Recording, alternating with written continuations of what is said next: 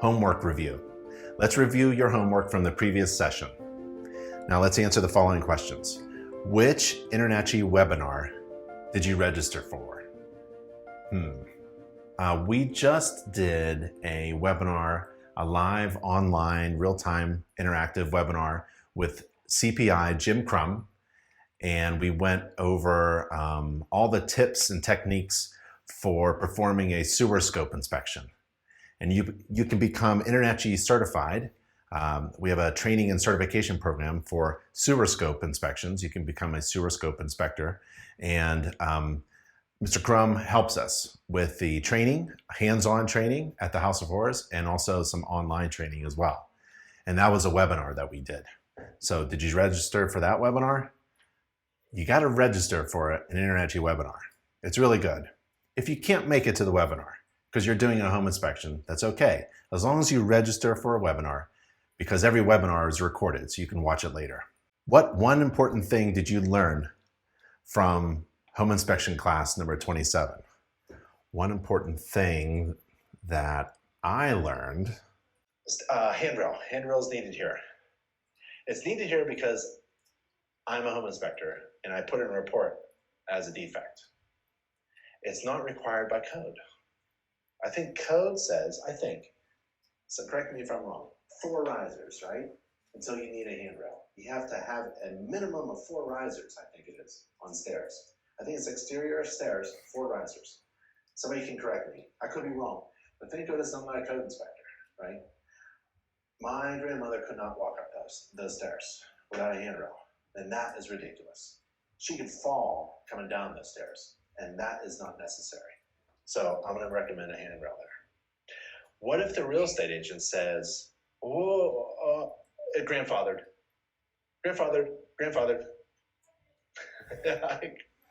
I kind of laugh at that, right? I don't take that seriously, because I inspect a home regardless of when that home was built. I don't care when this house was built. I don't. I'm just looking for things that are important to my client, right?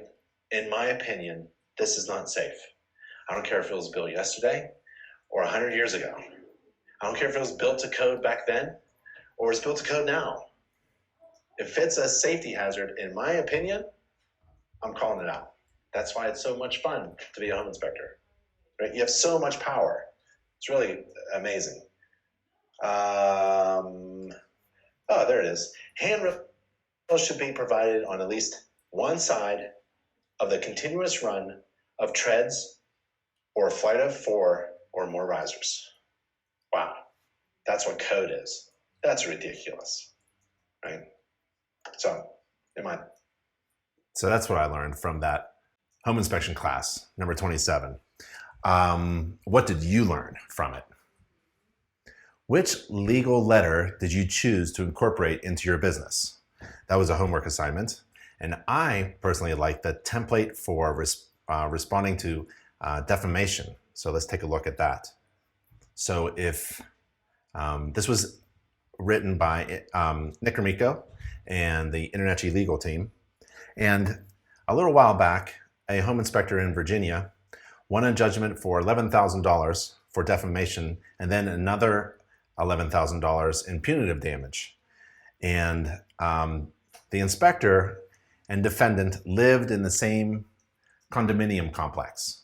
They became involved in a dispute over the HOA, Homeowner Association. And the defendant then created an alias on Angie's List and wrote a negative review of the inspector, even though the inspector wasn't even hired by her. Because an inspector's reputation is critical to his or her success, you should be justifiably concerned that a dissatisfied client or someone with a grudge and an argument with you might post negative reviews about you and your company on the internet using Angie's List, Google reviews, or similar online forums. As an inspector, if you become aware of a negative review, you should promptly send a cease and desist letter to the person who posted it. And we have a template, so let's take a look at it. So it says, "Dear person, we are responding to your recent letter, email, phone call, you stated that you were unhappy with our inspection because, and then summarize. We appreciate that you took the time to contact us, or didn't. We take pride in our reputation to strive to keep our customers satisfied, yada, yada, yada. There's a paragraph if you want to refund all or part of the inspection fee. Notice you can download that release form. Remember, we went over that in previous sections. And then use this paragraph to request more information from the client, saying, we need more information to consider your claim. Please use the as issue resolution buyer form. And remember that? We went over that form where you collect information in order to get more information from your person who's complaining about you. And then you can use one of the following paragraphs if you don't want to issue a refund. And there's a paragraph there, or a paragraph there, or a paragraph here, or one of these paragraphs here. We believe that we complied with our contractual obligations and state law. The contract you signed clearly states that we will not test for the presence for mold or radon or log decay because the matter that concerns you was outside the scope of our inspection. We cannot accept any liability. And then in closing, you have these closing paragraphs. We regret we cannot give you a more favorable response. We wish you the best in the future, or we regret that we cannot give you a more favorable response to address the issue that concerns you. We encourage you to contact a plumber or electrician or something. We wish you the best. And then here's the paragraph if the client has threatened to harm your reputation. You stated that if we did not resolve this matter to your satisfaction, you would, and then state what the client threatened to do. While we understand your frustration, we take our reputation seriously. Please consider our statements above and review the contract you signed. If you make defamatory statements about us in any form, we will take action to protect our reputation. And then you refer to the case. In 2012, a home inspector in Virginia won an $11,000 judgment against the person that had defamed him on Angie's List. He won another $11,000 on top of that in punitive damages. See Sessa versus Schaefer, Circuit Board, Virginia Beach, case number, da-da-da-da. We wish you the best in your future endeavors. And that is a template that you could use when you're responding to someone who's given you a bad rap on social media channels. Sometimes that happens. I like to share one thing that was actually in my inspection agreement.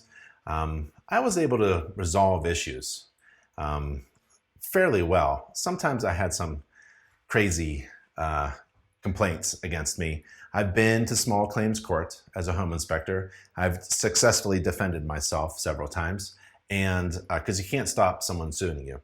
And then you can only provide a lot of defense and strategies to protect yourself and reduce your exposure and liability.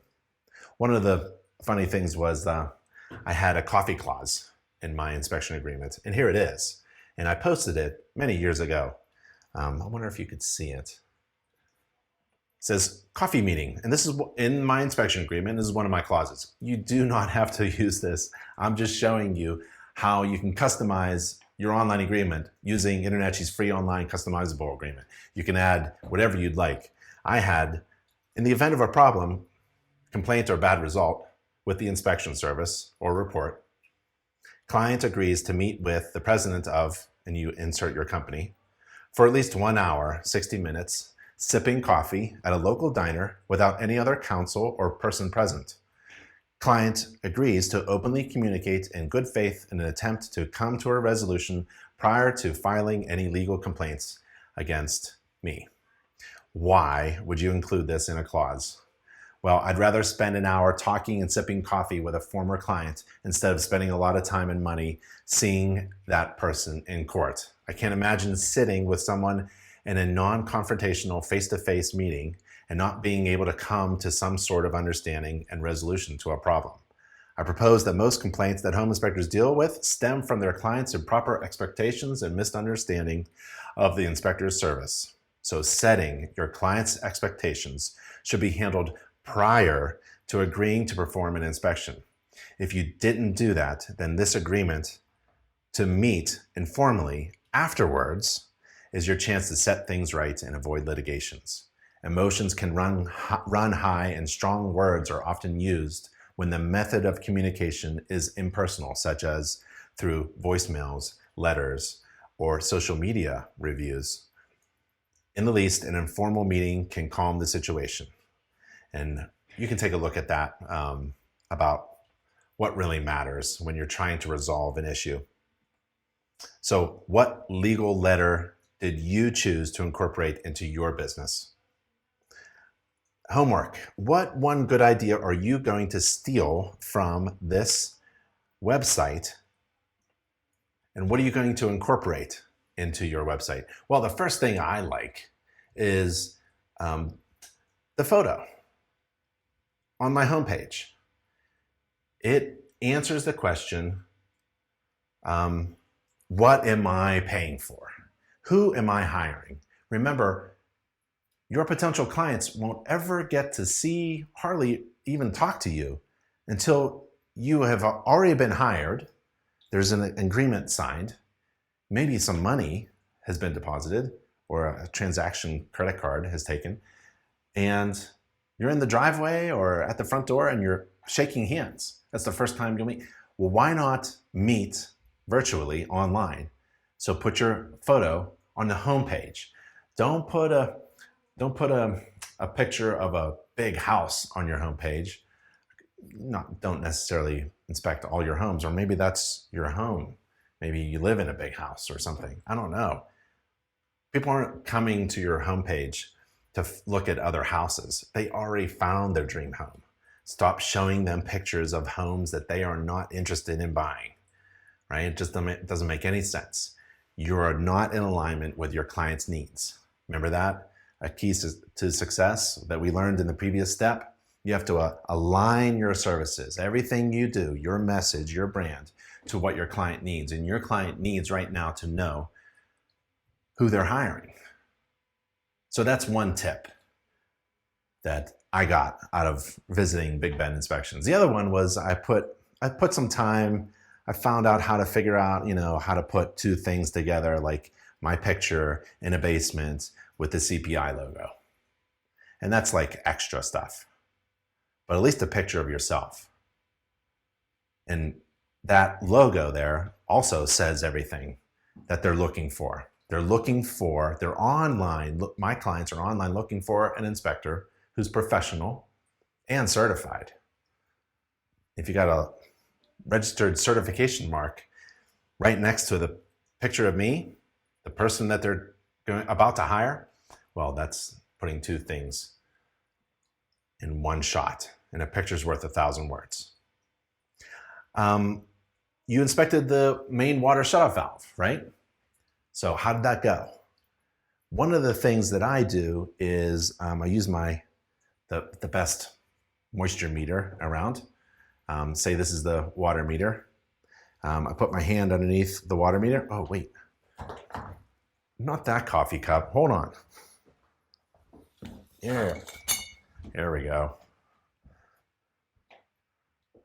This coffee cup. So pretend this coffee cup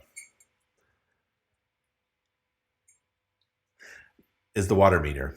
Well, I use my hand. I always wipe my hand underneath the valve, the water meter, the trap, the P-trap, and if it's wet, then it's leaking. Because you can't really use a moisture meter around an object. So just use your hand. And if it comes out wet, well, then it's leaking. So how did you inspect the main water shutoff valve and water meter? Next, let's learn about managing risk in your first business task.